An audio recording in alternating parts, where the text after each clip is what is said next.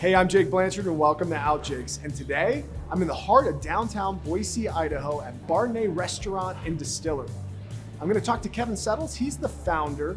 We're gonna talk about how this restaurant got started. We're also gonna talk about what it takes to distill your own spirits. And I'm gonna get a firsthand lesson on how to brew booze.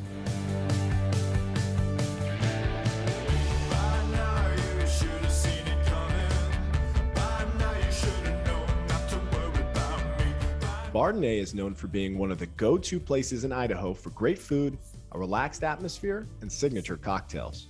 They're unique in that for decades they've operated as both a restaurant and a distillery. They're going to give us a deep dive on how they create alcohol from scratch and how they get the final product into the glasses of their patrons. Hey Kevin, thanks for joining me today. Appreciate the opportunity. How did you get into owning a restaurant? How did you get into distilling? Which came first? I developed an interest in learning how to distill. Specifically, I developed a passion for gin martinis and thought, well, wouldn't that be cool to make my own gin? Why not put a distillery in a restaurant? Nobody had done it yet, but just because nobody had done it didn't mean it couldn't be done. Kevin had to figure out how to get through the red tape so he could co-locate his distilling operation and the restaurant. We'd already built the space. It sat empty so long, people were pretty sure that this was going to be a strip joint. There was a little pad in there in the window. No, it's not going to be a strip joint. I actually wrote up one paragraph that allows a distillery to own a liquor by the drink license under very distinct circumstances. And we ran that through our legislature and got it passed. And the room we're sitting in used to have a little ladies' restroom back in that corner. Once the law passed, then we took that space and got it licensed as a distillery. I got a hold of the agent that was reviewing my paperwork. I want to move the distillery 30 yards and put it inside a restaurant. I said, oh, you can't do that. And we started this conversation of, there's nothing that says I can't do that. So they just said, all right.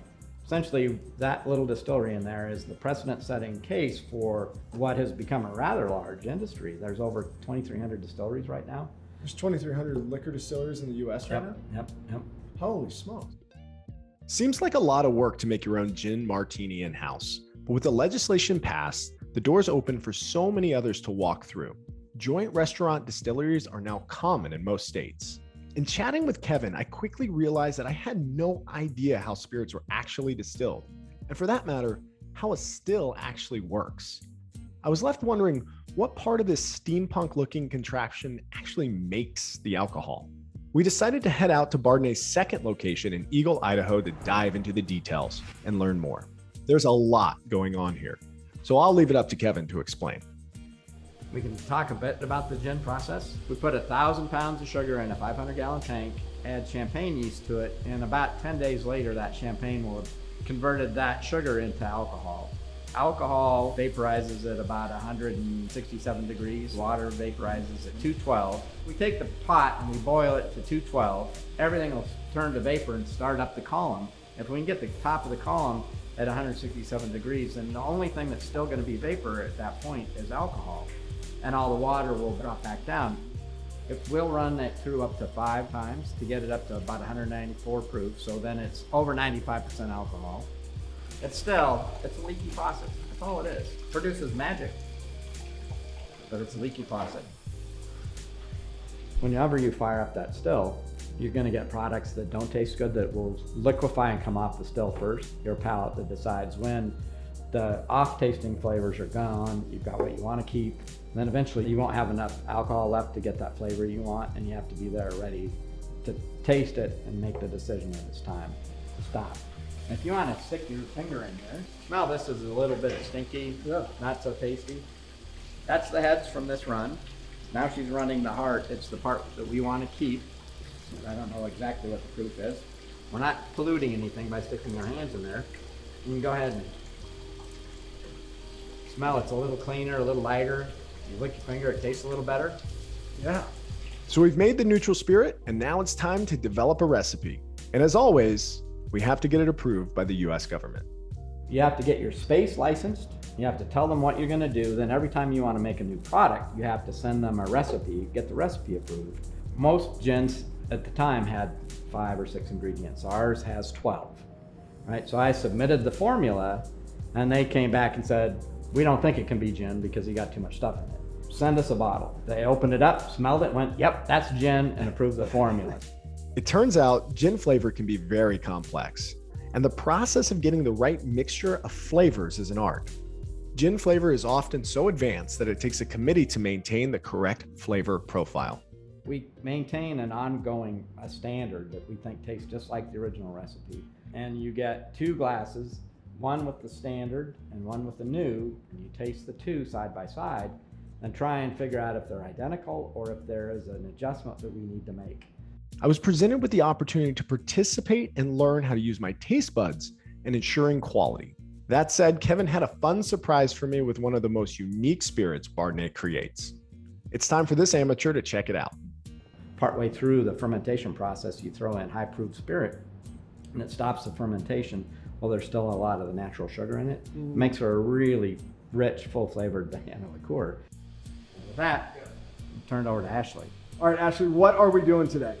We're gonna finish some banana liqueur. And that's what this is here. Yep, beautiful liquid gold. It's real banana juice that we painstakingly produced. And we are going to use our palates to dial it into the alcohol percentage and the sugar percentage that we want. This is our standard from our last batch that I made. It's all that's left. We're not necessarily looking for flavor. We are looking for the viscosity, which is the sugar levels, and the alcohol levels, which will kind of be a little bite to it.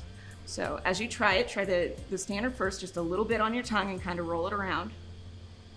Just coat your tongue nicely. It's really good. Isn't it delicious? I've never had banana liqueur. It's It is so good. really good. I think I'm a banana man. So now do the same with this one. Okay. So just to give you an idea what I'm feeling right now, it's quite thin. Yeah, I'm gonna agree with you, but because I'm an experienced simpleton here. What about you, Kevin? I would definitely agree that it's a little thin yet, not quite as sweet.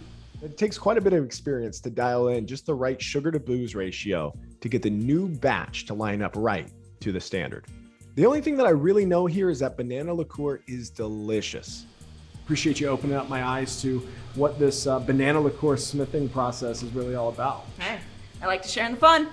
So now that we've made a neutral spirit, we have an approved recipe, and we've made a delicious, consistent product, I have a feeling that we can't just take it out to the restaurant floor and start pouring it into glasses, at least in the state of Idaho.